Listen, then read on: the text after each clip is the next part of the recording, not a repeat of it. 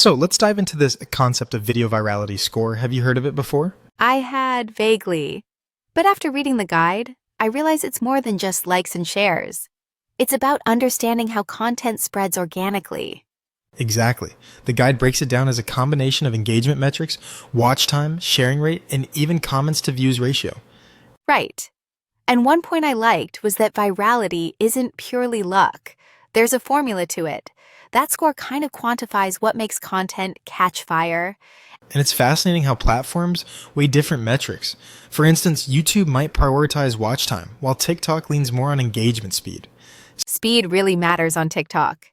You post, and within the first few hours, the algorithm decides your fate. Like a digital talent scout, right? Pretty much. But what caught my eye was how important shareability is. The guide called it the X factor. That part stood out to me too. It's like your content needs to be worth interrupting someone else's scroll. Ha, like, hey, you have to see this. That's a high bar. So, say you're creating a video. How would you build for virality? I'd focus on a strong hook in the first 3 seconds. The guide emphasized that heavily. Make people stop scrolling. The stop the scroll principle. Classic but golden.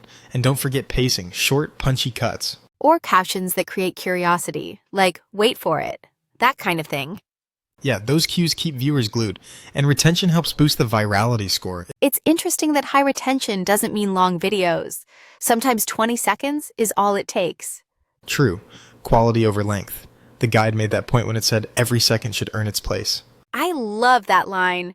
It's like editing with a scalpel, not a chainsaw. Well put. Also, engagement bait is out, right? Totally. The algorithms are smarter now.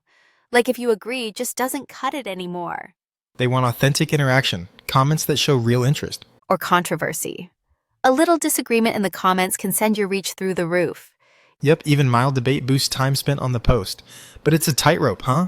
Definitely. No one wants to be that creator who stirs up drama just for clicks. So, let's talk numbers. The guide suggested aiming for a 10% share rate to hit virality. That's wild. Wild, but doable with the right hook. Think back to the Charlie Bit My Finger era. Pure emotional appeal. And universally relatable. That's another key. Broad relatability. Or niche intensity. Either you go big or you go deep. That's a good framework. Viral videos either unite everyone or captivate a tribe. And the bestest? Do both. Oh, absolutely.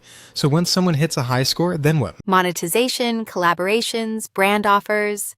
It's not just a number, it's leverage. But also a trap, maybe? Chasing the score instead of creating value? That's a real risk. The guide hinted at that too. Don't be a slave to metrics. Balance is key. Use the score to inform, not dictate. It's like a compass, not a map. Love that. So what do you think the future holds for virality scoring? I think it'll get even more granular. AI analyzing emotional tone, maybe? You mean like this video has a 78% chance to make people laugh? Exactly. Or predictive scores before posting. Like a crystal ball for creators. That's both exciting and terrifying. For now, though, creators still have the power. The human element can't be coded. Yep. Storytelling still rules the game. Tech just helps us play smarter. So what's your biggest takeaway? That virality isn't magic. It's math, emotion, and timing. Oh, and a sprinkle of luck. And mine? That a great idea is only as good as its first 3 seconds. Couldn't agree more. Let's wrap it up. One question for the audience. What's one small tweak you could make today to boost your next video's virality score? Great question. And with that, thanks for tuning in. We'll catch you next time.